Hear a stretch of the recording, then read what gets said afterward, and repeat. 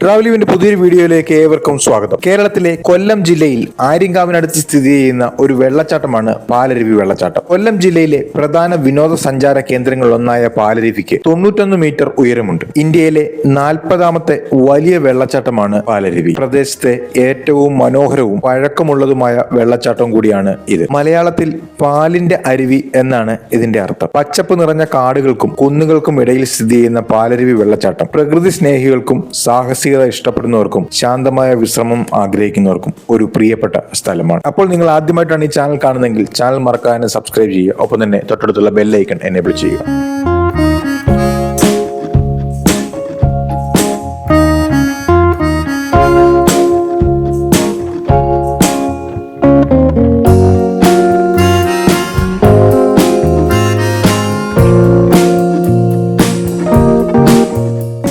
സഹ്യപർവ്വത നിരകളിൽപ്പെട്ട രാജക്കുപ്പ് മലനിരകളിൽ നിന്നും ഉത്ഭവിച്ച് 300 അടി പൊക്കത്തിൽ നിന്നും പാലൊഴുകുന്നത് പോലെ വെള്ളം പതഞ്ഞ് താഴേക്ക് പതിക്കുന്നതിനാലാണ് പാലരുവിക്ക് ഈ പേര് ലഭിച്ചത്. മഞ്ഞുത്തേരി, കരി 47 രാജക്കുപ്പ് അരുവികൾ സംഗമിച്ചാണ് പാലരുവി വെള്ളച്ചാട്ടം ഉണ്ടാകുന്നത്. രാജവാഴ്ചക്കാലം മുതൽ തന്നെ ഒരു സുഖവാസ കേന്ദ്രമായിരുന്ന പാലരുവി രാജവാഴ്ചയുടെ അവശേഷിപ്പുകളായ ഒരു കുതിരലായവും ഒരു കൽമണ്ഡപവും ഇപ്പോഴും ഇവിടെ നിലനിർത്തിയിരിക്കും. ഇവയും സഞ്ചാരികൾക്ക് പ്രിയപ്പെട്ട കാഴ്ചകൾ തന്നെയാണ്. പാലരുവി വെള്ളച്ചാട്ടത്തിൽ കുളിച്ചാൽ അസുഖങ്ങൾ ഭേദമാകും എന്ന് സമീപവാസികൾക്കിടയിൽ ഒരു വിശ്വാസമുണ്ട്. ഈ വിശ്വാസത്തിന് ശാസ്ത്രീയമായ അടിത്തറ ഉണ്ട് താനും. ചില ഔഷധ സസ്യങ്ങൾ തഴുകി ഒഴുകി വരുന്ന വെള്ളച്ചാട്ടത്തിന് ഔഷധ ഗുണം ഉണ്ടാകും എന്നാണ് സസ്യശാസ്ത്രജ്ഞരുടെ വാദം. അന്യ സംസ്ഥാനങ്ങളിൽ നിന്നുൾപ്പെടെ ആയിരക്കണക്കിന് സഞ്ചാരികൾ വരുന്ന ഒരു സ്ഥലം കൂടിയാണിത്. വെള്ളച്ചാട്ടവും പരിസര പ്രദേശങ്ങളിലെ അപൂർവമായ വനങ്ങളും ചേർന്ന് മനോഹരമായ ഈ പ്രദേശം കൊല്ലത്ത് നിന്ന് 75 കിലോമീറ്റർ അകലെയാണ്.